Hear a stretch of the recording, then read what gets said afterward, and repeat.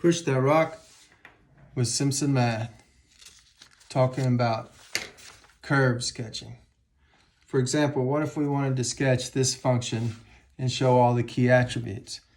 Well, the first question is, what are the key attributes? Well, they're the things you normally think about, and then the things we're learning about in calculus. So like roots would be a key attribute.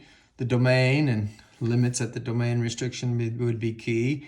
The end behavior, in other words, the limit is at infinity. The behavior of the function in extrema, the non-differentiability of the function. These are three things we get from the first derivative. And then concavity and inflection are important. Those are two things that we get from the second derivative. Let me turn the volume down so that doesn't interrupt our video all the way through. Okay, so those are what we're going to look for. So here's the function. What's the domain? Well, frequently when you have a fraction, you do have domain issues, but not on this one because 1 plus x squared is never equal to 0. So we have the situation where the domain is all real numbers and we don't have to worry about the domain restrictions. Are they points of discontinuity or are they vertical asymptotes? But remember, you might have to worry about them, okay? Okay, but we don't have to, so we can now think about the end behavior. In other words, we're going to look at the limit as x goes to plus or minus infinity. I'll do positive infinity. You know what? I can do both of them at the same time because since the x is being squared, the same thing that happens to a positive happens to a negative. So I can kind of think about them both at the same time. And we can just go, well, what happens if I put in an x to the y? You know, if I put in 10 or negative 10, I'll have 10 over plus or minus 10, I'll get 10 squared is 101. Oh, it's about 0.1. So what if I put in plus or minus 100? Well, then I'll have 10 over 10,001. Oh, so that's about 0.001. So it's clearly going to 0. So the end behavior is it's going to flatten to 0. In other words, there's a horizontal asymptote of y equals 0. Okay, so what's something else we think about? Well, we think about the behavior, but to get the behavior, we need the derivative. So I'm going to rewrite this as 10 times 1 plus x squared to the negative 1. So I can use the chain rule. I'll bring the negative 1 out front and get negative 10 times 1 plus x squared to the subtract 1, negative 2, and then multiply by the derivative inside, which is 2x. Hopefully by now you're good with taking the derivatives. So I get 1 plus x squared to the square because of that negative, and then 2x times negative 10 is a negative 20x. Now, one of the things we worry about is non-differentiability, but this function is always differentiable. Always differentiable because this denominator is never 0. So always differentiable. No issue there. Okay, another thing we worry about is the behavior. And we get the behavior from knowing the sign of the derivative. So to find the sign of the derivative, we'll start by finding where it's equal to 0. And if you have a fraction, it's equal to 0 if the numerator equals 0.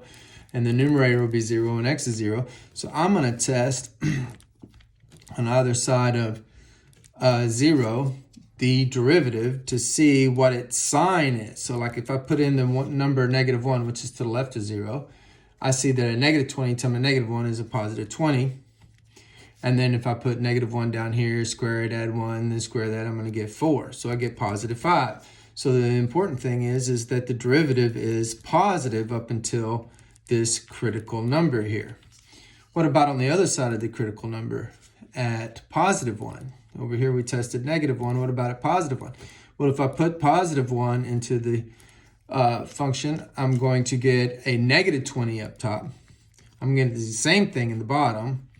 So I'm going to get a negative 5. So the derivative is negative. Now, I can conclude that if the derivative is positive, then the function increases from negative infinity to 0 because that's where the derivative is positive. When the function decreases from 0 to infinity because that's where the derivative is negative. Now, that means the function is going up, here's the y-axis, that's anywhere on the y-axis where x is 0. So it goes up and then it goes down. See, it increases until x is 0. And then it decreases thereafter. So there must be a maximum when x is 0. So I will plug that into the function. And remember, the function is 10 over 1 plus x squared. Now, why am I putting it in the function? Well, because we're plotting a point on the function. You put it into the function. You only start evaluating derivatives when you want to know the sign of the derivative. I want to know the sign, if the sign of the derivative is positive and egg, so I can make conclusions about the behavior of the function. But when I'm plotting points, of course, I go back to the original function. And I put in the x value I'm interested in, and I get 10. So this is going to be the 0.010, and it's going to be a global maximum. It's also going to be a local maximum, but more importantly, it's going to be the absolute highest point on the graph. So we found a global / local maximum, and we found the behavior. So that's nice. So what else do we want? Well, another thing you'd like to discover is concavity. Well, we got to get the derivative. Well, we already did that. But then you got to get the second derivative. Oh my gosh, we're going to have to use the quotient rule. This is going to be terrible. So let's do low d high. So low d high minus high d low, which I'm going to use the chain rule. This 2 comes out front. 1 plus x squared, subtract 1, you get a 1, and then multiply by derivative on the inside, which is 2x, and then it's all over the square of what's below. Okay, that's clearly a plus. Okay, I have a 1 plus x squared on this side. See it? I have a 1 plus x squared on this side. I have a 20 on this side, and I have a 20 on this side. Let's factor that out. So I have a 20 and a 1 plus x squared. That leaves me 1 plus x squared, because there's only 1 here and there's 2 here. Okay, times a negative 1 on this side of the plus. Over here on this side, this 20 is gone, and I have a 2x and a 2x, so that's a 4x squared. But 1 plus x squared goes into 1 plus x squared, so that's gone. So that's what I have when I factor. And then I see, oh, look, boom, boom. So I have 20. Then I have, let's see, that negative distributes.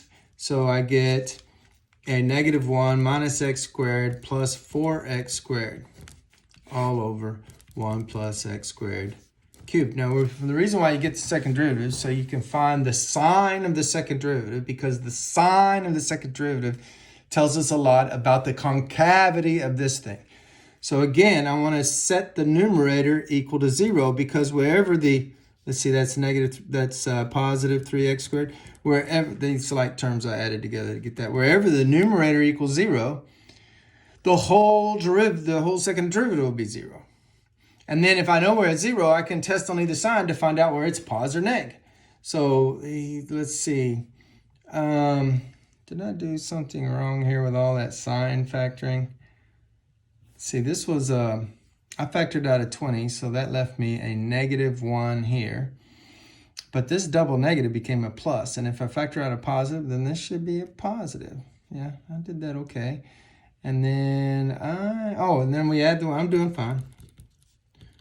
So to take the divide by 3, and so I get x is equal to plus or minus, the square root of 1 is 1, but the square root of 3, I'm stuck with the square root of 3. Okay, so these are the two values where the second derivative are equal to 0.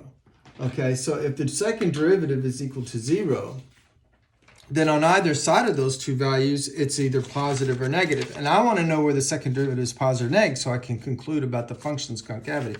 So let's make a number line.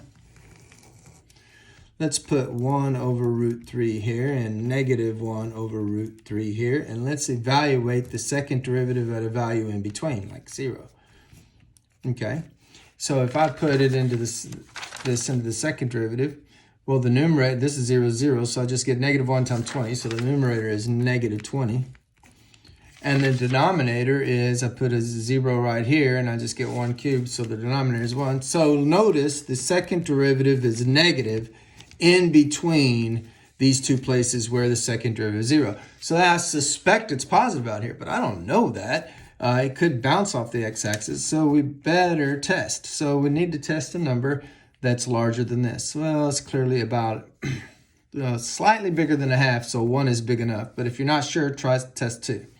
So if I test 1, put 1 here and 1 here, I'm going to get negative 1 and 4, which is 3, and a negative 1, which is 2 times 20 is 40.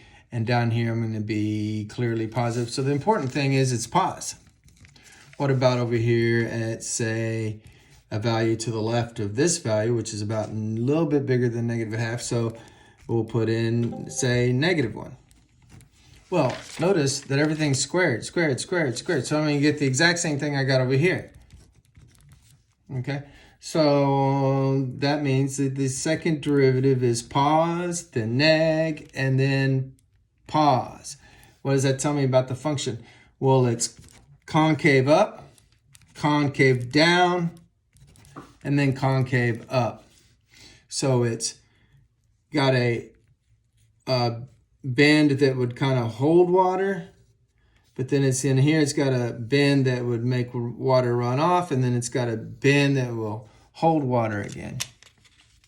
So it's cup from negative infinity to negative 1 over root 3, and you will use union for and, 1 over root 3 to infinity.